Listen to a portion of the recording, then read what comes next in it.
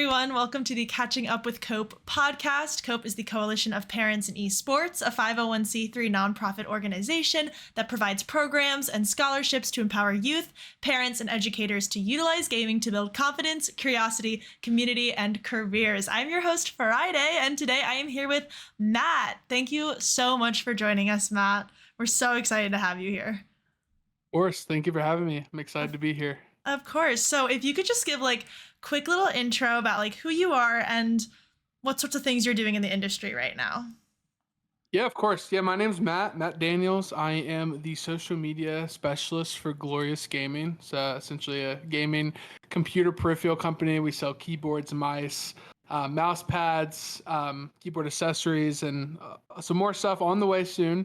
And then I also work for Genzio Co., which is a Web3 social media agency, marketing agency. So I help them on the social media front there. And yeah. That's awesome. No, that's so cool. So because, we're talking about the positions that, you're working in right now. The first thing I think I'm wondering a little bit about is how you specifically got into the industry, or at least found yourself attracted or wanted to get into it, if that makes sense. No, yeah. I've actually come from an esports background. So, Okay. I mean, I could talk about this all day. I mean, when I was 15 or 16, I had a friend, his name's Kari. He's actually a pretty popular TikToker. He Okay. does a lot of Minecraft videos talking about Yeah. the blockhead and stuff like that. But me and him go way back. We were just some kids met on Twitter randomly. I think we were 16 at the time. Both he worked at Target. I worked at some mom and pop's restaurant doing dishes.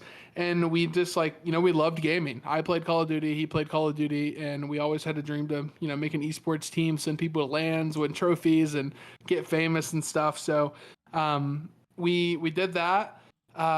We tried to do that at least. We were getting $400 checks every 2 weeks, and we'd put $300 of it into the team. Yeah. Thinking that, we were actually doing something. We didn't really think about how much flights and hotels and all that other stuff would be to send people to LANs and everything. But, we were just young kids trying to make our dreams come true. And then eventually it caught up to me. My mom started asking me where all my money was going. And so I had to, we took a step back, and his name's Will, actually, that's his real name.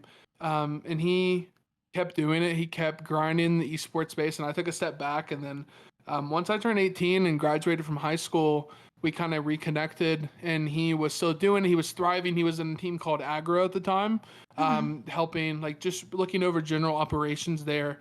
And I hit him up, and I was like, hey, let's run it back. Let's do it again.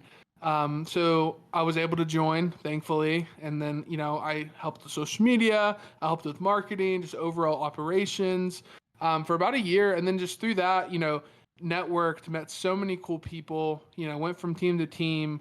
And then eventually I'm blessed enough to be in the opportunity I am now. Yeah. No, that's amazing. And the fact that you did end up taking that step back and then, kind of finding yourself back in it, and having someone in the space that you could feel like you collaborate well with, and that it all kind of started from the two of you just investing any of the money that you made into it and that sort of thing. I actually something that I didn't even realize about when I was really first starting to get into the Twitter space was how many different sort of organizations and teams there are. That was, I only knew of the ones that were competing in VCT or whatever, but there's actually so many more out there. And I think that sort of perspective, what was it like for you? Because right now you work primarily social media, but it's you had talked about sort of kind of being this CEO, the founder of a sort of team with your friend. What was that like for you at that time, especially because, you're younger than you are now, but what was that, what was the difference between that and sort of what you do now? Yeah, I think doing that, whenever you're kind of, I wouldn't really call it a CEO, but just kind of being I guess the founder, owner, whatever you want to call it, and just being overseeing everything, it really sets you up for success later down the road by teaching you these skills. Of course, I wasn't like extremely good at it when I first started. Yeah. But, as time went on and, we learned from our failures and we had fun during our success, you Yeah. end up learning a lot, looking Mhm. back and what you would do better, what you did wrong, like Mm. things like that. And I mean, I think it helped tremendously. And I've been in situations where, I've owned my own teams. I've been in situations where I've been like in like a more executive position in brands. I've been in lower positions in brands, and they all like do the same purpose. It's all about just Mm. kind of putting your head down and listening to those who are around you and taking the advice. Sometimes you may not like the advice, but just biting the bullet, continue working, and just getting where you need to go. I mean, Yeah. in my opinion, it was all a process. Like when I was in agro or other teams, like I knew that wasn't like my final destination, but I knew Mm. this was like an integral part of Yeah. what I need to do to get where I want to be. Yeah, absolutely. I mean, those experiences, like something like that can help you grow in ways that, maybe some part of your degree won't. You know what I'm saying? Mhm. And so I know that you did get your degree in marketing, correct? Yes, I got my bachelor's in marketing about almost 2 years ago now. Okay, awesome. That do you feel like aside from that this part of sort of other experiences that we're talking about, whether it's like with teams or like extracurriculars, like how much do you feel like that actually plays into what you do now aside from your degree? Because there's obviously parts you can take from your degree, but like how much do you feel that you've learned on your own has helped you with what you do now? I would say, I mean, if we were to like take my degree and take just like general experience and Hmm. like ratio them, I would easily say like 90% of my Okay. experience and what I know came from just working and like on the job training. Yeah. Um, I'm not saying college is a scam or anything, but No. I feel like, I feel like in anything you do and really anywhere, you're gonna learn more actually doing the stuff that you want Yeah. to do, because Yeah. that's where you're gonna make mistakes. That's where Hmm. you're gonna do things right. And that's where you learn things, especially when you make mistakes. Mistakes are a great thing, and they help you grow as a person, grow as Absolutely. a worker, employee, whatever you want to call it. So yeah, I would definitely say like 90% of what I know now came from my past experiences for sure. No, yeah, I think that's awesome. I mean, a lot of people are afraid to not like fail, but they will like be Yeah. afraid to put themselves out there because they think that failing's a bad thing. But that Yeah. is how we learn. That's how we grow, or else, there's no way to know if you don't No, put yourself in, exactly. Yeah. take that risk. Yeah, I think you are how you how you like recuperate from failing and like hitting those speed bumps in life like tells so much about you as a character and like who you are as a person. Mm, And it can really yeah, it really sets you apart from like the average person, how you kind of come back off of like failure, for in my sure. opinion. For sure. And I'm wondering if you can speak to this because I think a lot of people are afraid sometimes, or at least because of their like with this industry, at least I feel like there's a lot of new talent and the new generation coming in is a lot younger. And I feel like some people get nervous because of their age because they think that they're not like qualified or whatever because of their age. But I feel like you had talked about the experiences that you've gotten from, not your degree have helped you so much to the point where it's like people can actually be taking those opportunities even if they aren't, I don't know, like 25 or whatever. You know what I'm saying? Yeah, I think now it's like back when I was 16, there wasn't even like, oh my gosh, like I wouldn't even say half of the opportunities there is now on Yeah. the internet.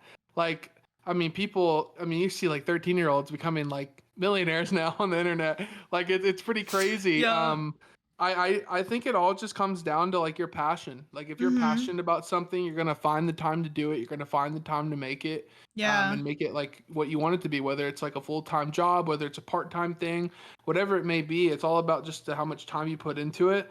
I don't really think age is really like a blocker or anything. It's Yeah. all about how you kind of set yourself up to succeed. It's funny. One of the events we went to DreamHack Atlanta in December, um, with Glorious, and we saw this kid in the bring your own computer section, and he was like 11 years old.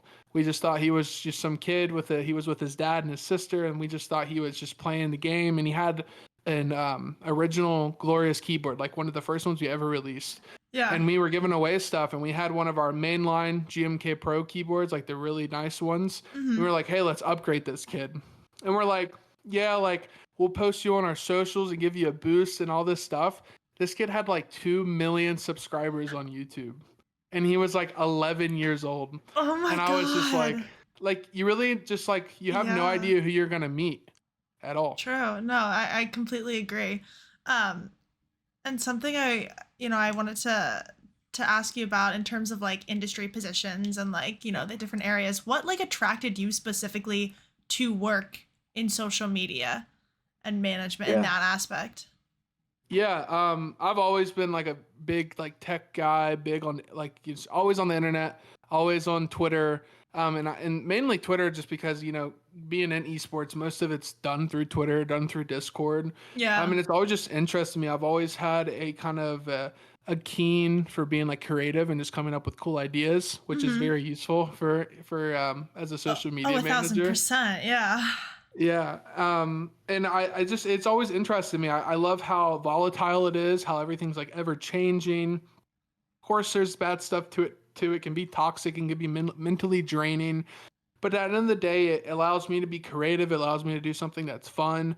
And it Mhm. allows me to, I mean, at the end of the day, I get to like post funny stuff and memes on the internet and chit chat with Yeah. people I don't know and build a community. And that's what I've always kind of been about. Yeah. Um, I think to that point in the creativity and the flexibility that you have to be able to put out, certain types of, content for whomever you're working for, do you like, because I know that there's so many different titles. Like you had said, like there's social media specialist, social media manager. Like, what are there like? This is me being like stupid, but like, are there like really specific differences? And then it's like, how do you know what you're like stepping into when you are filling a sort of position? If it's like, because I think some companies will just throw out the term and then it's like, do you have to adjust to what they said or can you bring what you actually know the Yeah. role to be? You know what I'm saying? That Yeah, sort of I think thing. it's a lot different whenever like you're in like more of a less corporate kind of world. Like let's say Okay. you're just in like a esports organization. Like I feel like it's a lot more streamlined. Like you know exactly what you're gonna do. But like Yeah. if you apply for like an average like corporate job, 9 to 5, Monday through Friday, I feel like most of the time your job description that you get is usually you're gonna be doing that, but you're also gonna be doing a lot more that probably isn't in your job description. Yeah. Um, but there's so many different titles when it comes to social media stuff, and I mean, in my opinion, they're all kind of the same. I think the only thing that really like differentiates you is like if you're like a director role versus Mm. like a specialist or a coordinator. There's like social. I was a social content coordinator at one point, and then I was a social media manager. Now I'm a social media specialist, and I was like, it's all kind of the same thing. I'm doing Okay. the same thing, but but that's kind of my viewpoint on that. Yeah, no, definitely. I mean, the names just keep like Yeah. I can like default assume what I think the position is in my head, but it's like with all the different terminology, I'm like, is there something I'm missing here? Like, how does this differ Yeah. from, something else? And because, like, to your point, with a lot of like, in corporate, it's kind of like, at least I see this a lot with like interns. They'll have like an intern like brought on to do like social media, and then all of a sudden they're the graphic designer too, and they're Yeah. designing graphics. And it's like, what if that person has never designed graphics before? It's like, oh. Yeah, I think with social media, it kind of like people expect like so much from social media managers. They expect them to know how to do video editing, photo editing.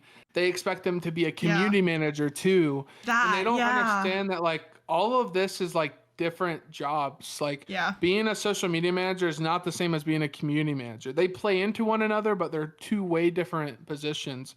And I do think it is beneficial to like know photo editing Yeah. and video editing as a social media manager because it just helps you automate your process and just be able to pop out better work. But at the Mhm. end of the day, it's still like with Glorious, for example, like we have like a studio team who does video editing for us. We have a whole creative team of designers who makes all our designs and stuff like that.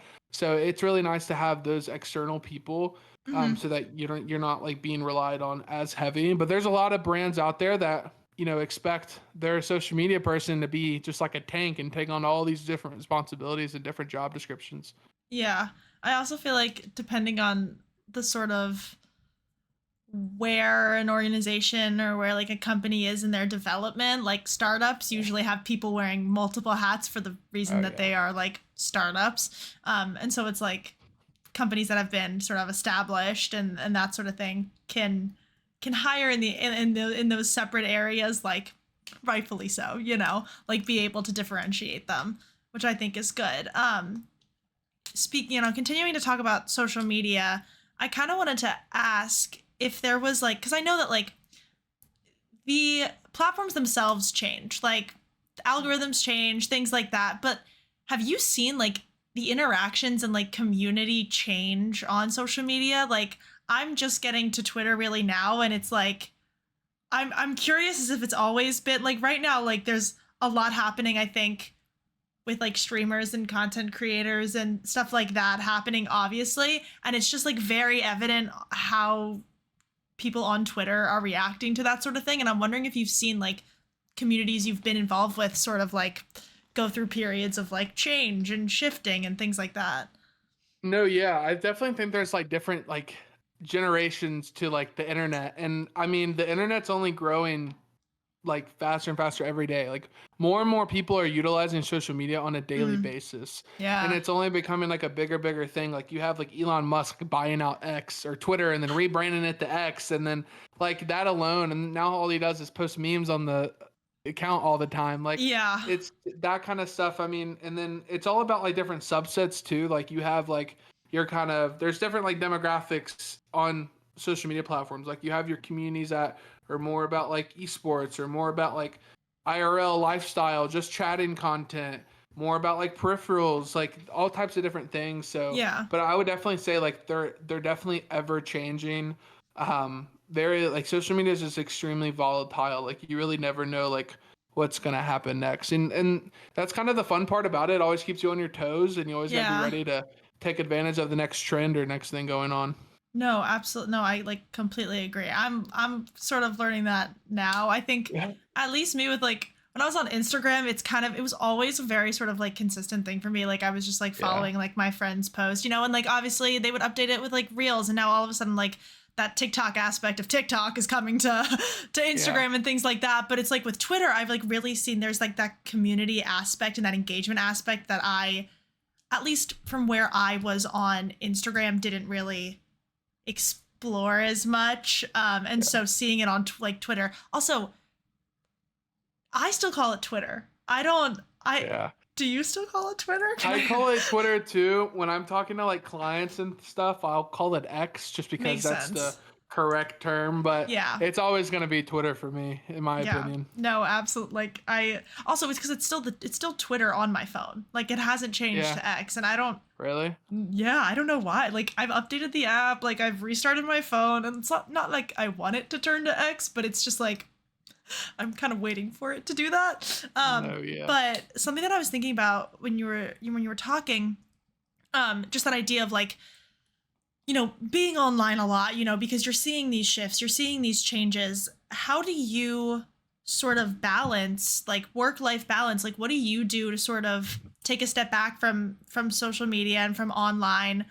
If there's like it's like hobbies, or if it's like something specifically that you do, because being locked in online all the time can be like just like can be overwhelming, because it's basically like you're interacting with people 24/7. And so is there anything that you do, or hobbies that you have that sort of like take you out of that for a second? No, yeah, I can definitely relate to this. Social media is very mentally draining Mm, because like social media management is a 24/7 job. yeah. Like there's like yeah, you might be off the clock, but you're really not. Like if like a trend's happening, you need to hop on it like ASAP. Like there's no waiting until 9 a.m. in the morning when work starts to hop on it. Like you got to be able to get on this stuff fast. And um I'm not gonna lie, I probably could do a lot better balancing the way and instead of like what I do now. Get But that. I try to just like strive to stop procrastinating as much, which has kind of Heard. been a little hard for me at times. But um, trying to just get a bulk of my work done, like whether it's, Monday. Usually I try to get my work done on like Tuesday or Wednesday, and Hmm. I'll get all my content for my clients done from the agency I work with, so that I don't have to worry about anything for the rest of the week besides just like communicating with them, making sure they're okay. And then on the flip side, for like Glorious, just trying to like stay ahead on content, like making content calendars, getting ahead on that, ensuring that everyone like has what they need, making sure Hmm. our campaigns are strategized and the plans are already made. And just trying to get as ahead as possible. It's again like it's hard to get ahead on social media because there's so much stuff happening. So even Yeah. if you do plan ahead, there's still going to be stuff that you're going to have to implement last second. But and then just like that kind of allows me to, of course, I'm still on my phone, I'm still online, but I'm not like knees deep into it as I could be, because Hmm. I set myself up by getting ahead so that Yeah. I'm able to enjoy like my weekend and stuff like that. But I definitely would say it's very hard. And I'd probably say that for anyone. I don't think there's any social media manager out there that could probably say that like it's not mentally draining on them, but it's better than doing a lot of other stuff. So, and I wouldn't really trade it for the world. So I'm really blessed to be in the position I am. And yeah. No, I completely hear you. You had, you had talked about learning to like not procrastinate. That's Yeah. something that like I'm so bad with procrastination, and sometimes I even procrastinate things that I like doing. Like if there's like Yeah. an assignment I have that I'm like really excited to do, I'll be like, okay, I'm gonna do all this other stuff, and I'm just gonna like give this one like a little bit of time. And I was like, and I'll maybe like wait a day to do it because I'm like really excited. But that inherently is me just procrastinating and me putting it off, and it's like that's not good. Um, but I'm wondering if there's any other skills that you found have been important to you when dealing with social media management or being a social Yeah. media specialist. Yeah, I would say two of the biggest ones, probably the biggest one is communication. Far out, Mm, no doubt about it. Your ability to communicate, whether it's just like with someone over social media, whether it's like in a meeting for work, whether it's like presenting something, like your ability to communicate and like sell yourself and like sell to people that you know what you're talking about is yeah. such a powerful tool. Being able to sound confident in what you're speaking is such a powerful tool, and the way you talk and the way you type can be easily portrayed, whether it's in a call or whether like you're texting, you're replying to someone on Instagram or Twitter, whatever it may be. People can tell the like how you feel. They can feel your energy through that. So I think the just being able to communicate, being confident in yourself, don't talk about stuff you don't know about. you know I try to, whenever I'm in kind of new scenes. Like whenever I first got on the Glorious, I didn't know anything about keyboards or mice or mouse pads or anything. Like I was absolutely clueless. But Yeah. like I did my due diligence, I did my research. Like we talked about earlier. As I kept working, I kept learning. And now like I wouldn't call myself like a crazy expert or anything, but I definitely know more than the average Joe for sure. Yeah. Um, and then organization is like a huge one for social media, like being able to organize and your processes, like in terms of like your processes of making content calendars, getting that content published, coming up with ideas. Something I always run into is like just having kind of like writer's block. Like Mm. I'm always like sometimes I'm sitting here just like trying to come up with like 30 ideas, like on like every Wednesday I have like 5 clients with my agency, and I have to come up with a week's worth of content for every single account.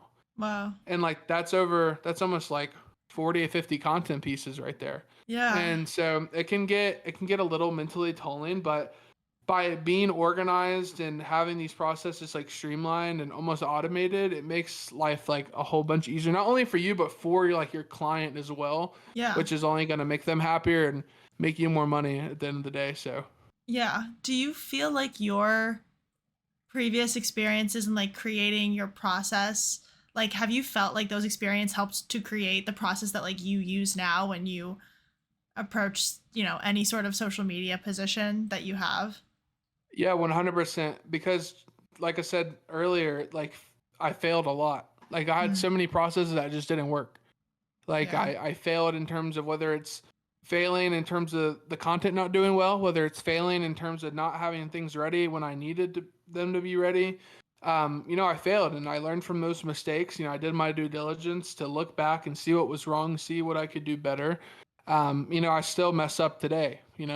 No one's perfect. I'm not perfect. I still make mistakes, still have things to work on, but definitely past experiences have helped tremendously with like making sure that I'm up to par today. Yeah, no, absolutely. Do you feel like there was any like throughout your entire journey any milestones that you feel like, I mean, first of all, the fact that like you are working in this industry and like working for Glorious, like that sort of stuff. Like, are there any like milestones, or it can even be like small moments that you like really felt you were like overjoyed with, any moment that you were like, yeah, this is killer. Like I killed this.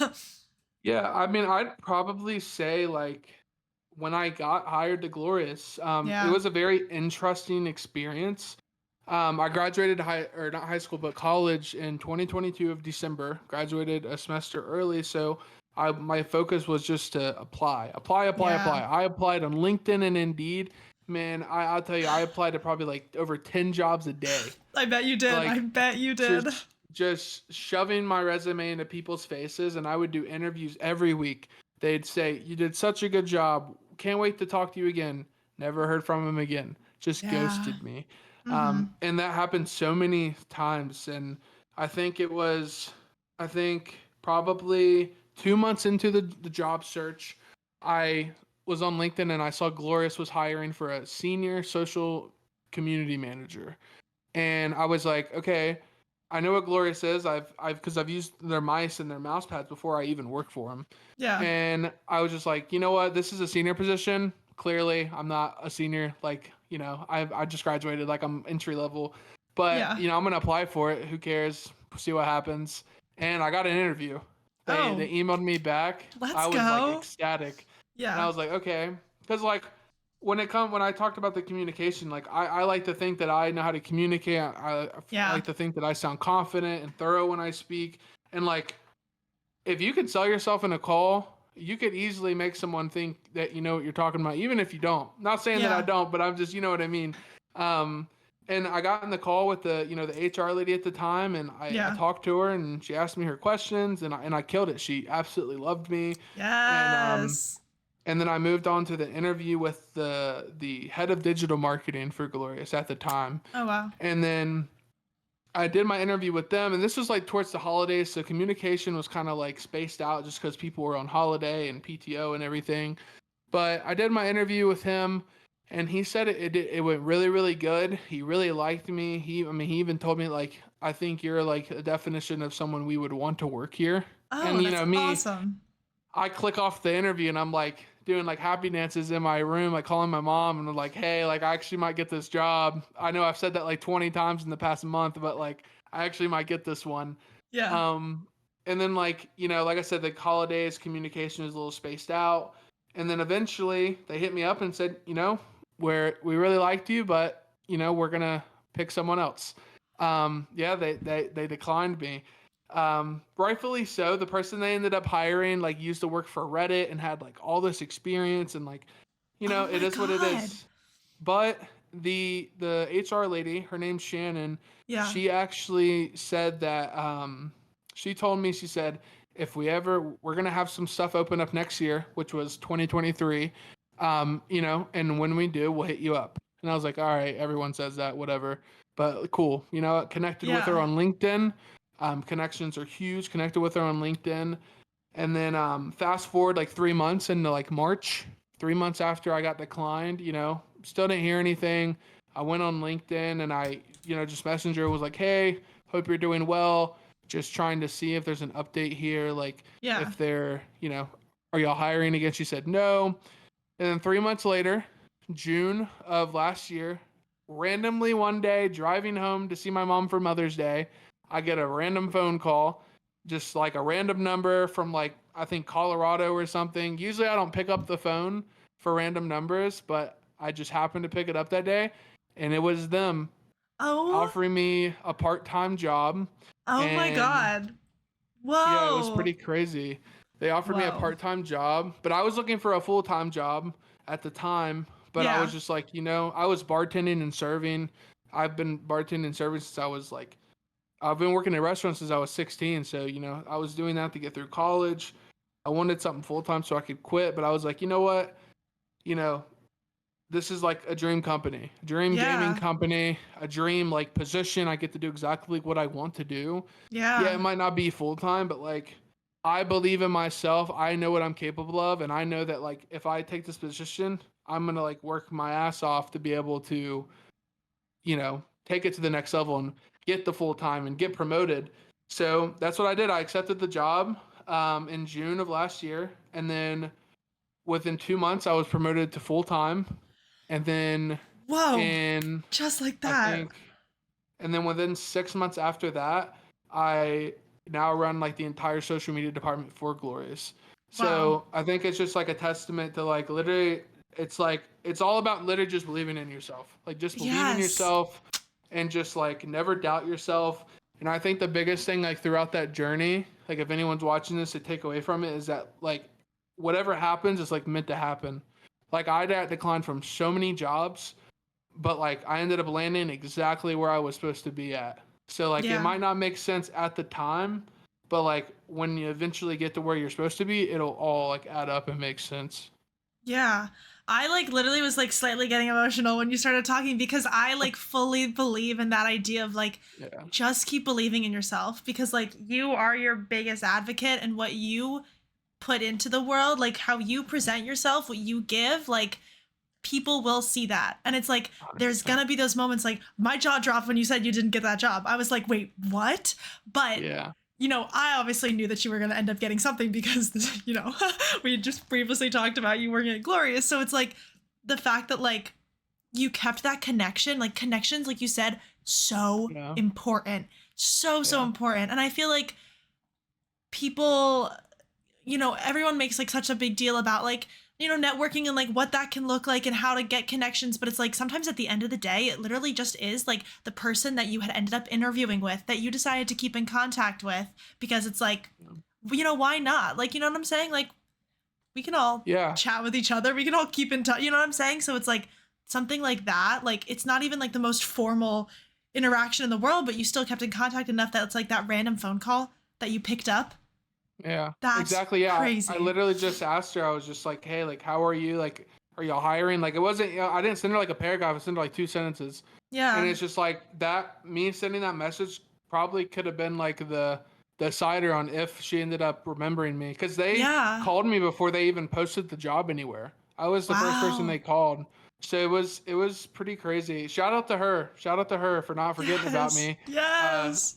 yeah, it came in Shout clutch out. there. Not gonna That's lie. no, that's amazing. And the fact that it's like you normally don't pick up random phone numbers, like I don't. I don't Yeah, do that either, but it's like something like that was your moment. yeah. That was your and I that's so beautiful. And like something that, you were talking about when you were applying for like so many different like job applications and just the one that like the fact that the original Glorious posting was for like a senior level position at this point in the industry, like when they ask for like any entry level position is not even an entry level position. They're Oh, asking for like, you know what I'm saying? And so it's like at this point, you just miss 100% of the shots you don't take when it comes to these things because you never know. Like you got that interview, you'll never know. And then it's like from there, you had talked about how important it is to be able to communicate, just about yourself or like about another company. And so it's like you were able to like, once you had that interview, you were able to step up and show out. And it's like, a lot of people will turn away from like job postings because they're like, I'm not qualified, but like you really never know. it Like really they're is. At the end of the day, yeah. it really is qualified. I feel like my motto was just like, I can't wait for the one company that gives me a chance because I'm gonna take it and Yeah. I'm gonna just run with it. And like, I'm not gonna like whoever like finally gives me that opportunity. Like, I'm not gonna let them down. Like, no matter Yeah. what happens, like, I'm gonna come away. They're gonna come away with being like, wow, like I'm so glad I hired this person. And that's Yeah. just the mindset that you have to have just because like it's already hard enough to get a job these days, especially like let alone a remote job. Okay, everybody ever since COVID, everyone wants to work from home. Yeah. So like extremely blessed and just like I said, just work hard, and just don't give up. Literally, it sounds really corny, but it's so true.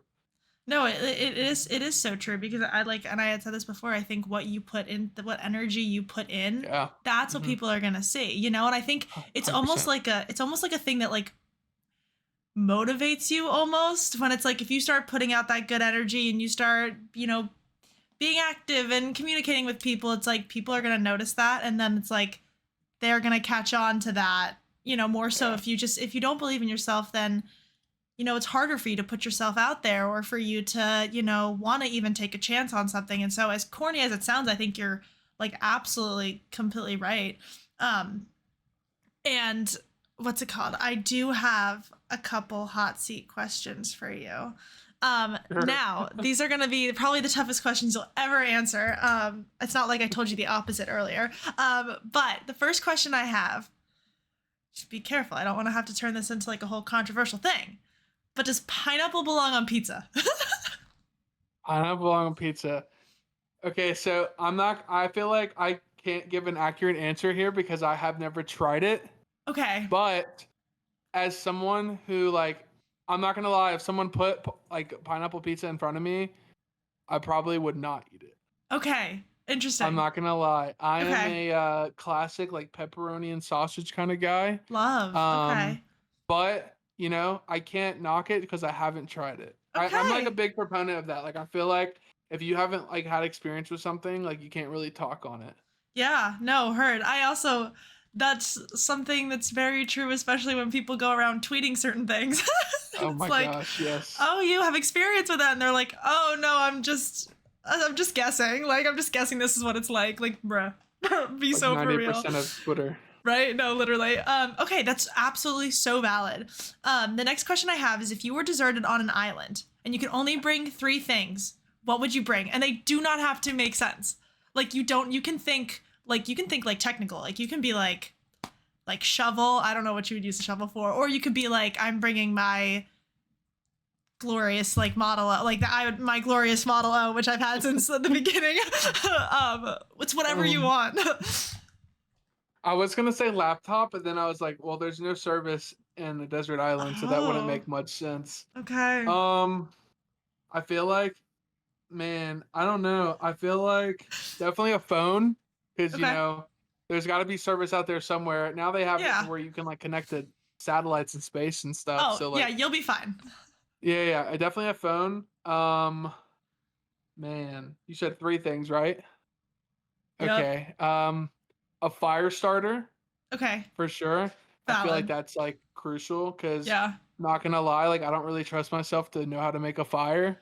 I feel Oh, like it is yeah, no, kind of simple, but then again, I feel like I definitely screw it up for yeah, sure. heard. Um, and then I gotta have some kind of weapon. So like Okay. probably like a machete or Okay. something. Yeah, I yeah, feel like the yeah. machete I can use it as a weapon. I can use it to like cut trees down. Um, There you I go. feel like Resourceful. yeah, yeah.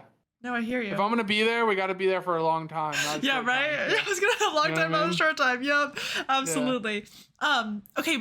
Okay, well, I can ask. Okay. Before I ask the second one, I'm gonna ask one of the other ones that I have. So, because I didn't ask this earlier, favorite video game and then favorite esport. So this is just like a general question.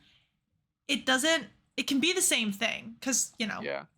esports are video games, but like some video games aren't esports, so it's like either or if they're the same thing, that's I would okay. probably say mine is the same thing. I'd definitely probably say Valorant for sure. Oh, love. Um, I've always been like a very big like FPS person. Like Okay. I like single player games, but like Mm-hmm. nothing's gonna have me like sitting on my computer for hours playing like an FPS, like Call of Duty Yeah. or like Halo or like Valorant. I've even been playing X Defiant lately too, and that's Oh been pretty yeah. fun too.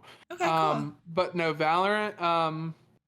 It's caused me a lot of heartache, a lot of heartache. But also a lot of good moments with friends, Yeah. but probably way more heartache. No, I um, feel you. yeah, and then esports, like I love watching like VCT. I'm a big This fan is of my. 100 Thieves. Yeah, I I love hear 100 you. Thieves. Not doing too hot right now, or honestly, really ever, but it's Yeah. okay.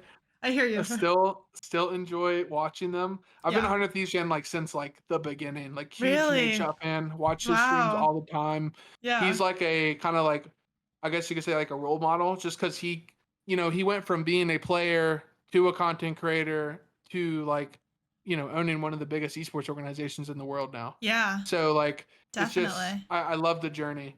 Um but yeah, I love watching VCTs. I was watching it earlier. Because like they're on Let's in like the go. middle of the night. So Yeah. Yeah, that is the craziest thing is when those games I'll remember like talking to my friends during like the year and we'll be like, okay, are we gonna get together and have like a watch party? And then we find out it's like 4 a.m. that it's airing and we're no, like, oh, so maybe we'll watch like a rerun of it because no, that's literally. crazy. No, I totally get it. I was able to go out to LA to see VCT last year, which is like That's awesome. the crazy experience. So I totally hear it. I'm right there with you on Valorant. And so that brings me to esports related question. If you could turn any video game into an esport, what would it be and why? Like for me, I am so set on like a competitive Animal Crossing, so it's like, what game for you Ooh, would do it? that's a really good question. I'm not gonna lie. It's okay. If you don't have an answer, Um, that's fine. let's see. I'm trying to pull out of my back pocket here. Mm, There's so many I don't, games out I don't, there. I don't think I really know. Like a competitive game. Mm, let's see.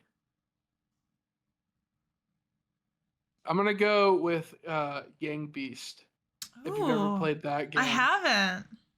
It's like a ragdoll PvP game where Okay. like you have to like kind of throw your enemies like off the map. It was like really Oh, popular like probably a few years ago. Like all the content creators were making videos on it. It wasn't heard. like really big on the streams, but YouTube it was really big. And I feel like that'd be really cool to bring back.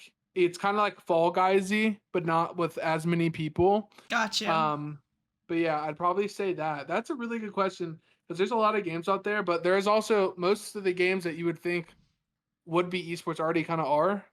So Yeah, gotta have to like definitely. dive into your pocket there to get one. Oh no, absolutely. I hear you. But that's a good answer. And I feel like I want to check out that game and see what it's about. And then the last question I have. Well, first, are you allergic to fruit? No, no, I'm not allergic to Okay. anything. Okay. Right there with you. Except for pollen, but that's fine. Okay, so what fruit would you be and why? What fruit would I be and why? Um, The answer doesn't I'm have gonna. to make sense. Mm,